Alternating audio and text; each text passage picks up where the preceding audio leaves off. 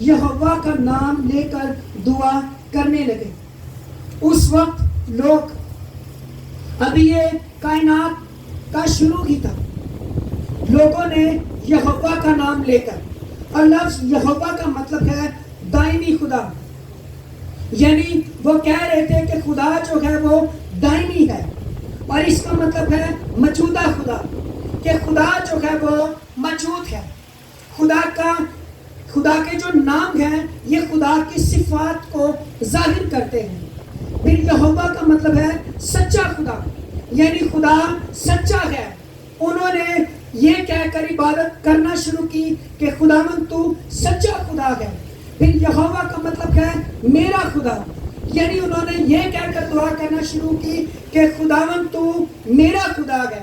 پھر یہوہ کا مطلب ہے تیرا خدا، یعنی انہوں نے یہ کہہ کر دعا کرنا شروع کی کہ خداوند میرا بھی خدا ہے اور خداوند تیرا بھی خدا ہے۔